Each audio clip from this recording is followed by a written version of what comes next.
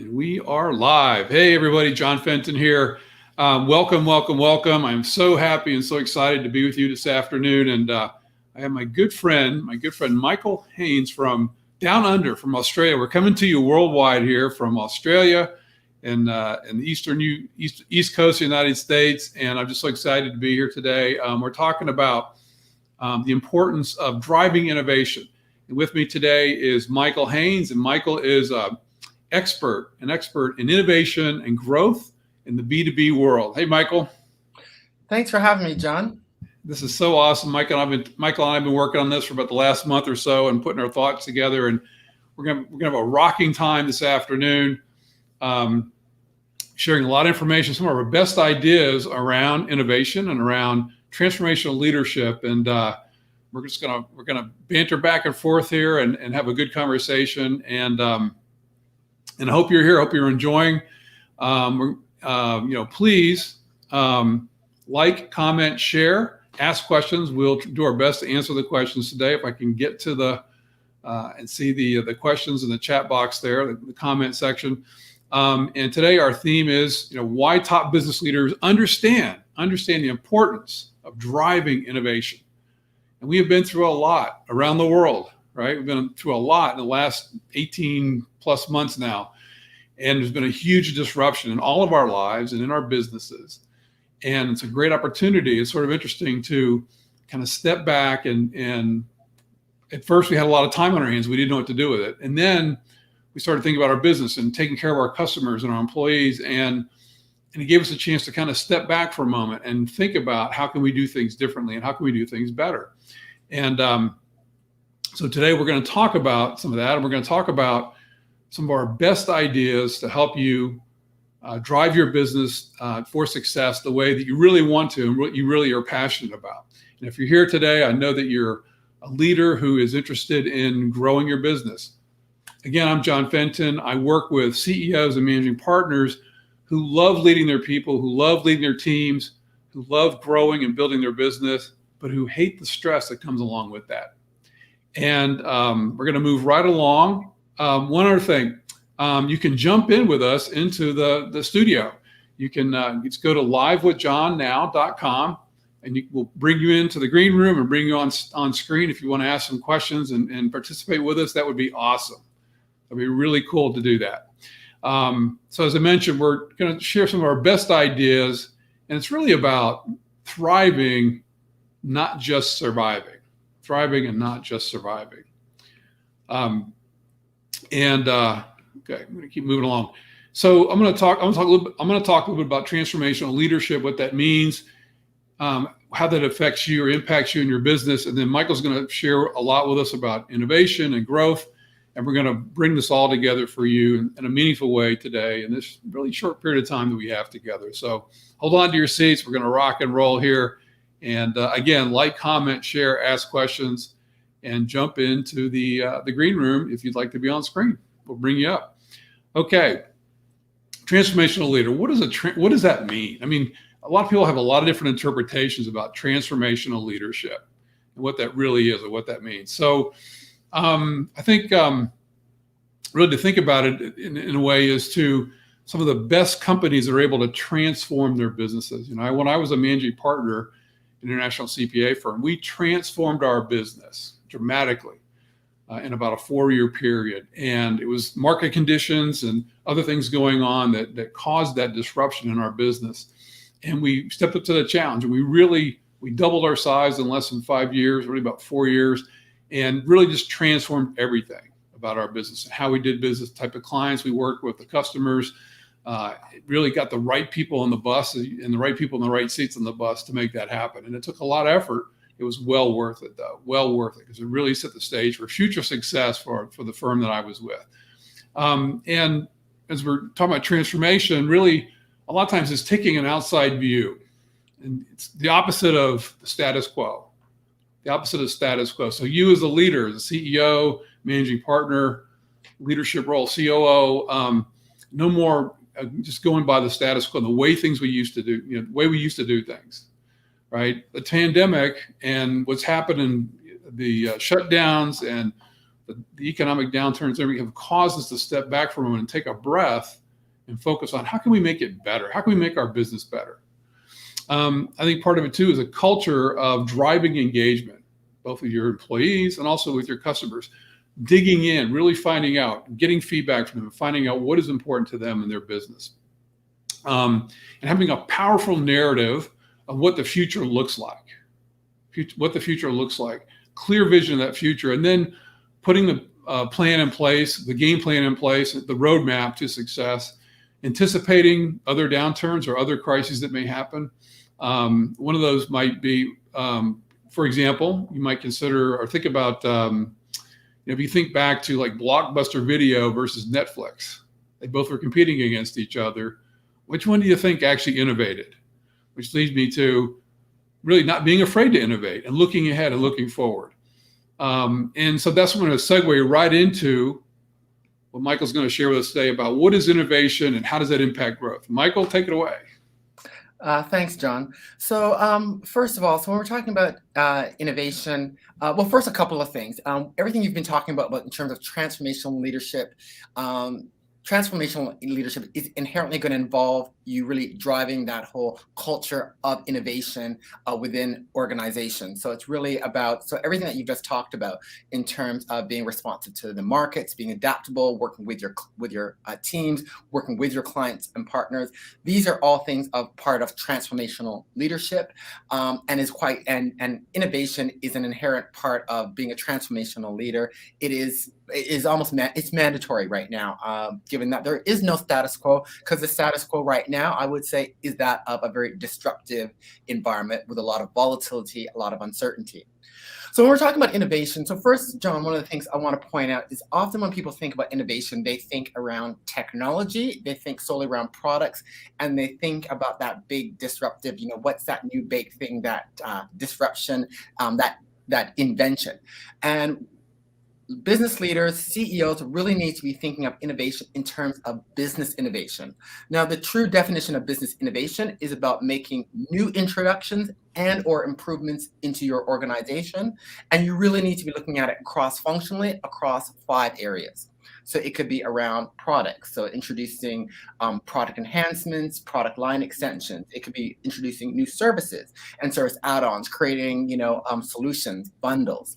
It could be organizational innovation, which is something I think a lot of small and medium-sized businesses should be thinking in terms of joint ventures, strategic partnerships, co-creation, so co-creation with your customers, your clients in particular, co-creation with your partners.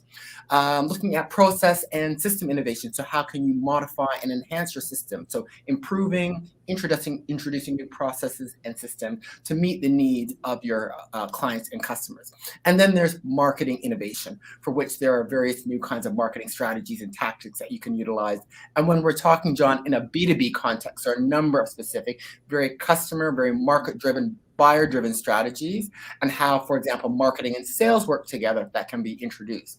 So these can be, so it doesn't have to be massive new things. These often can be incremental, but it's really looking across the business of what are those areas that you want to be looking at in order to maintain and be relevant and meeting the needs of your markets, your clients and customers, which, as we are well aware, and many of us are experiencing right now, is undergoing that volatility, that uncertainty, making sure that we're adapting to meet the requirements of them. So with that in mind, John, it's very important, I think, as you were talking about, to have that, leaders need to have that transformational leadership mindset, which from my perspective, I think a lot of it's around being very strategic and thinking about how you can drive innovation, business innovation across the organization, making sure that the organization has a culture to encourage innovation, new ideas, that they're constantly what I call listening to the market. So listening to what's going on in your industries, in your geographies, with your clients and customers.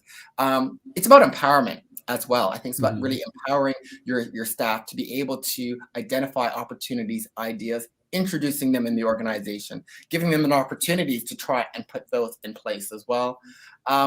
Instilling that whole idea of being very market customer driven and really making sure that the leaders in the organization are really championing that and really creating that culture and providing opportunities and the basis for the organization to operate like that in a continual way. What's some of your thoughts on that, John? And what are you seeing in terms of how leaders in this disruptive new norm that we're entering, how are you seeing them trying to adapt in terms of becoming innovative, more relevant? What are some of the things that you're seeing right now? Yeah, I think what I've been hearing is that the pandemic it caused companies and organizations to accelerate their decision-making process. Something that might take them multiple years to get through and to figure out and to strategically plan, they got forced into accelerating in a much shorter time frame. And I think everybody really has been focusing on relationships. It's so important, right? Strengthening relationships within the company and also with the customers.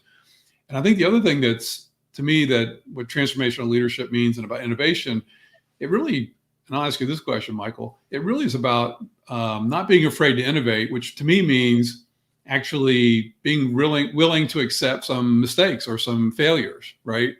To try new things. Not everything is going to work. Not every initiative is going to work. And yeah, I think that's something, I think it's a culture around, mistakes are okay, right? Yes. And we're not going to kill the messenger, right? So we're getting input from all different parts of the company and the organization, getting a continuous feedback loop, trying new things out, seeing what works, what doesn't work, evaluating those initiatives and strategies and tactics on a quarterly basis, and then shifting where we need to shift. Some we may need to delete or decrease, or some we may need to add or increase to help us get to where we want to go to.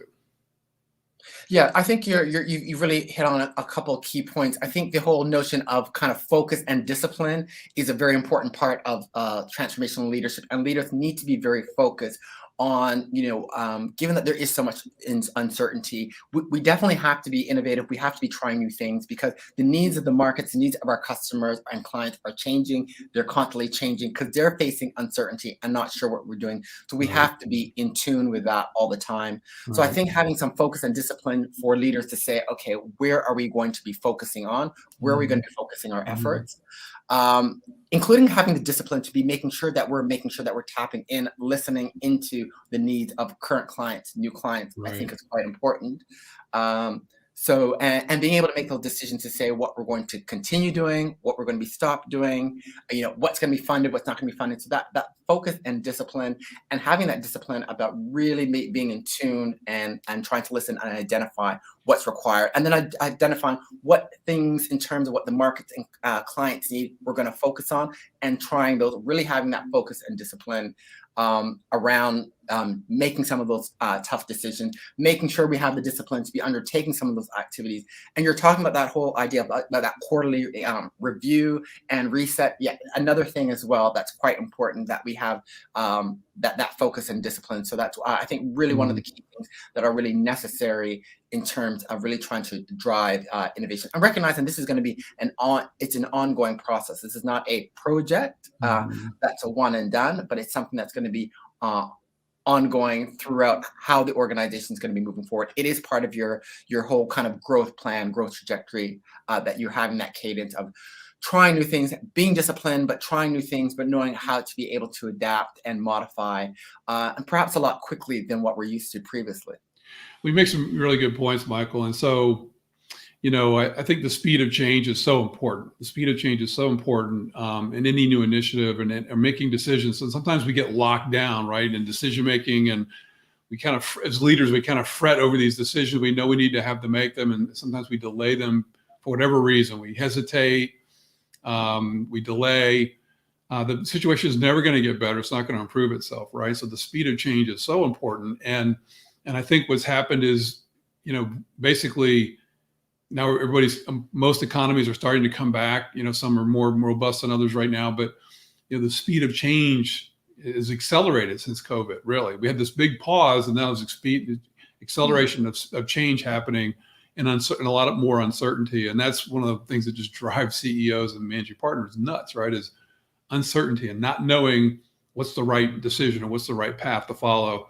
And so, as you said earlier, mindset is so important. Mindset is so important. I know from my work with my clients and executives, mindset to me is everything. It's the starting point, right? And you mentioned, it's really bit, and we have here on the banner, a culture of innovation. It's really looking at your business and saying, where can we innovate?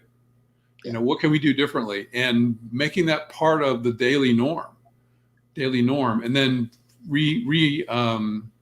revisiting that and communicating that on a regular basis to really build it into your culture, because change is happening, and change is always happening. Sometimes we don't observe it or recognize it, but everything's changing all the time, right? Yeah. And I think too that if we know as cycles go, we're going to come out of a recession, worldwide recession. We're going to come out of that. We're starting to move towards that now. We're going to have a 7 to 10 year run of not, no longer being in a bull market, if you will, not being in a recession. And so we want to be poised, thinking ahead, be poised. What are the disruptions that may happen? How are we prepared for those disruptions? What could we have done differently last time? Use that information going forward, right? Prepare ourselves, make our businesses and organizations stronger by thinking ahead.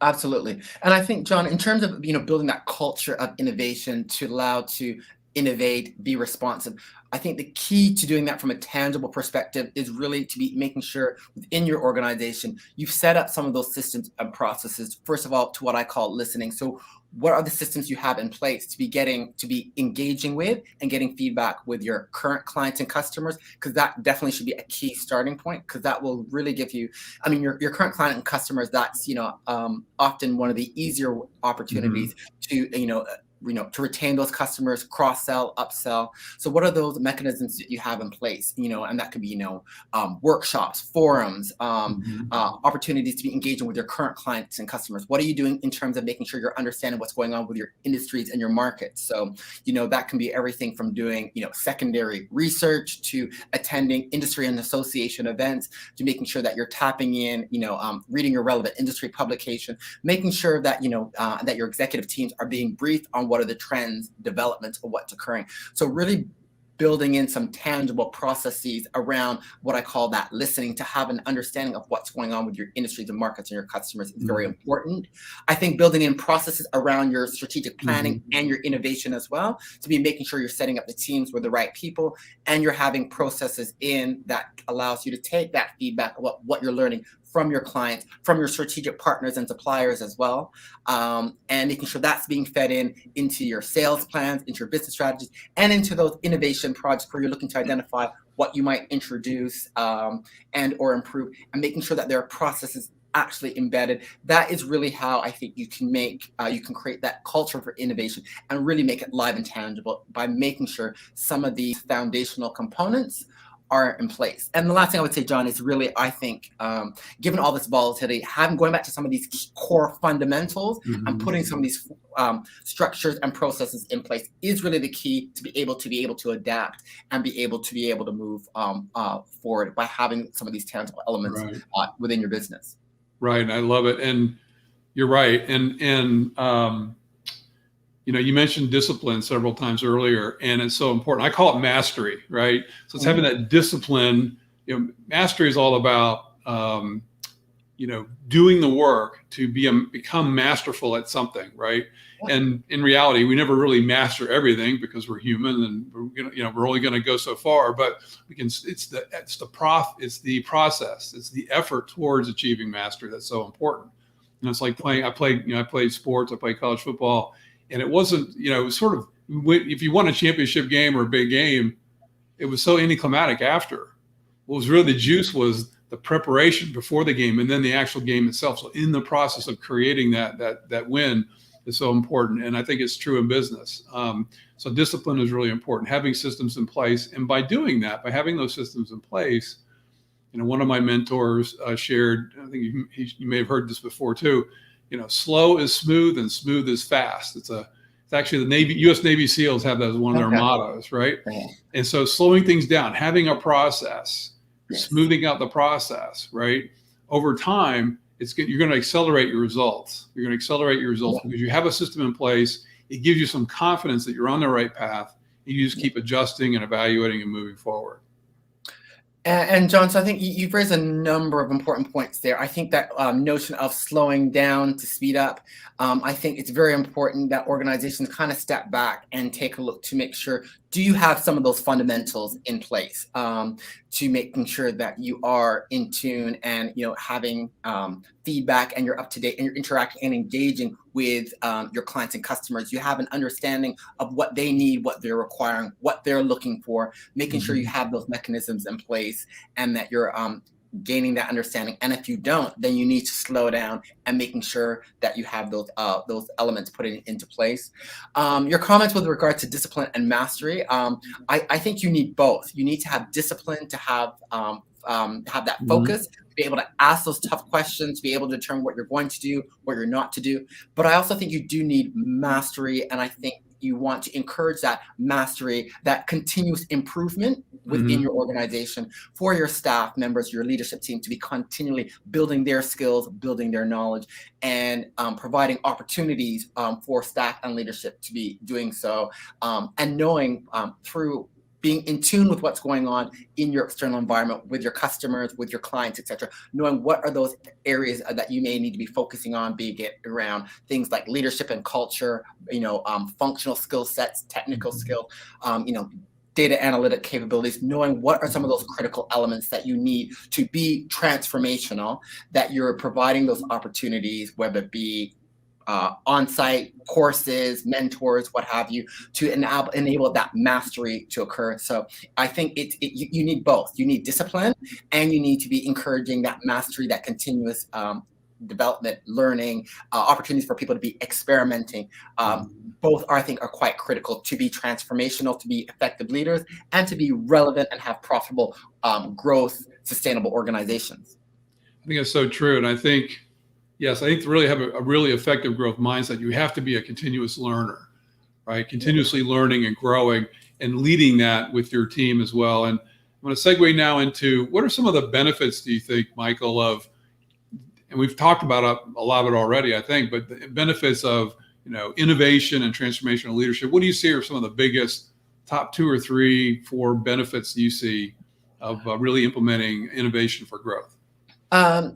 Well, first and foremost, I truly believe innovation, and like I said, true business innovation, where you're looking at those opportunities across the business, is integral. If you are going to if you're going to want to retain clients, if you're going to acquire new clients, you have to be able to be adapting and making those introductions, those improvements to meet the needs of your clients and customers. So if you really want to be customer driven, you have to innovate, because their worlds are changing, their needs and requirements are changing. So that's number one. And it really all kind of stems around that. By being innovative, you're going to be more relevant to your customers. You're going to be able to retain them. You're going to be able to keep those clients and customers. You'll get them spending more from you. And if you really deliver to them and work well with them, that can in itself be a referral engine, which can really drive exponential growth. And the whole referral kind of word of mouth, going with who you know, like, and trust, has always been very big in a business-to-business context, with decision leaders that are looking for that decision-making confidence and certainty. Now, given the environment that we're in, I think that even accelerates it even more so. And where your clients and customers can be your advocates and champions, that can instill a lot of trust and confidence in your other prospective clients. So business innovation, it's about that relevancy, to be able to keep your current customers, grow your business, generate that growth engine, and will also really help you, to really maintain your relevancy and ability to move forward when you've really have both not just the culture, but the systems, processes, and the environment for which your company can operate in a very business-oriented, cross-functional manner. It really kind of propels you for sustainability and growth. So true, so true. And I think the benefits of transformational leadership really gives you a way to really embrace change. And that's really what we're talking about here, is embracing change. The companies that embrace the changes that are happening and systemically, and look at them and say, how can we make our business better? The companies are going to excel, not just thrive, but excel in the coming years post-pandemic. And we can look back in history. We can look back to 2004, the SARS epidemic, primarily in Asia at that time. And I was listening to a consultant talking about, he was in Southeast Asia at the time, during that period of time, and the companies that really embraced the change that was happening in their business and adopted new ways to make their business better thrived. And the companies that just wanted to go back to the way things were before, they survived, okay, but they struggled, and they were outperformed by the other companies. So these other companies adopted some transformational habits, some transformational strategies that made their businesses that much better and had much more growth. Yeah. This has been so cool. It's been so cool to spend this time with you. So you want to share what people, anybody wants to like, comment, and share, please do. If you're watching this live, that's awesome. If you're not watching live, you can still comment and still like and share. And I promise we'll answer your questions, okay? Michael, what do you see as next steps or action items for people watching or listening today? What's the one or two things they could do right off the bat to help them on the path of digging into driving innovation?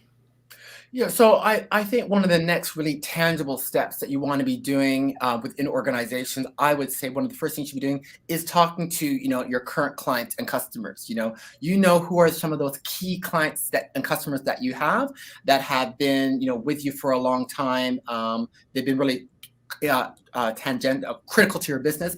Having some strategic, meaningful discussions with those leadership teams to find out where they're at, where they're trying to go, what are they needing, what's missing. Having those kinds of discussions is really critical, because that will give you the foundation and gives you some very tangible clues as to what are the elements in your business where you may need to be making some changes. Is it around your products? Is it around your services? Is it around some of your systems?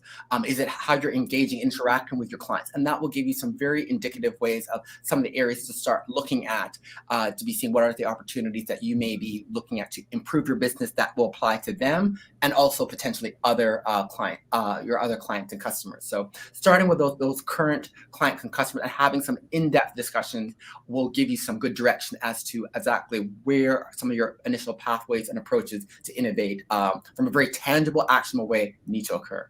That's really cool. And I know you have a special tool and a special gift for everybody, right, to share with them. I'm going to put up here on the screen. You can go to this link, listeninginnovategrow.com/SME-playbook, right? Yes, so that's my B2B growth CEO checklist. So it's a short checklist. It will only take a few minutes, and it allows leaders to do a self-assessment of their organization to understand where are they at right now in terms of having those key fundamental elements to listening, understanding their markets, clients, and customers, to be prepared for innovation, to business innovate, and also in terms of driving growth, helping them to determine, where are some of the gaps, some of the areas that they need to address as part of that, taking that pause, stepping back to determine what they need to do. So that's listenininovategrow.com/SME-playbook. It's a quick checklist, will take 5-10 minutes, but really helps set the stage as the lens on where you need to have some of that focus and discipline. Very cool. And you can also find you on your website, listeninnovateandgrow.com, right? Yes, listeninnovategrow.com Awesome. is where you can find me, and I'm also on LinkedIn as well. Great. And for business leaders, CEOs, COOs, managing partners, I have a great guide that can help you, because again, I like to focus on mindset and having that mindset to really adopt the innovation and embrace the change. And a great way to start that is through our daily habits. And I have a really special guide that you can follow. It's a one-page PDF that you can follow, walk through that guide. It will give you a foundation. It takes only 5 minutes. 5 minutes. It's a foundation to really get your mindset in sync with creating the innovation, driving your business, driving the growth, and being the master of your business and master of your life, and mastering what's important and what matters most to you in your business and your personal life. So you can get that guide, johnjfenton.com/CEO guide. I'd love to have you go there and check that out. And also, you can find me on LinkedIn, and you can also go to my website as well and reach out to me. Love to connect with you. So any final thoughts today, Michael? No, I think I would say really the first point is really about taking a hard look, really listening, taking some tangible steps to really gain an understanding by talking to some of your key clients and customers, getting understanding of what's going on in your industry. So attending some of those industry events, that your industry publications, to really get a sense of what your clients and customers need, what's going on in your industry. Taking those two tangible steps will really help you determine how you take your business forward and where you need to focus on. You heard it there, folks. It's awesome. Thank you so much, Michael. And also, I like to tell the CEOs and the managing partners, people I work with, what I like to say is everything starts with you. So if you want to be a transformational leader, if you want to lead change, innovation, grow your business, prepare it for the future, for it to really accelerate the future of your business, it starts with you. And it starts with taking that daily habit, 5 minutes each day, to really clear your mind and focus on what's most important. So again, thank you so much. It's been my pleasure to be with you. John Fenton here, the CEO Sensei, johnjfenton.com. And Michael Haynes, tell him. Thank you for having me, John. Enjoyed the discussion. Great being here. Hey, awesome. Thank you so much, my friend, for joining us from down under. I know it's quite early there right now for you guys. Yes, it is, but well worth getting up early for a great, informative, enticing discussion. So it's all good. Right. Thanks for having me. Listen, everybody, thanks for watching, whether it's live or you're watching in the post recording. That's cool. Thank you for watching and listening, and we'll see you next time.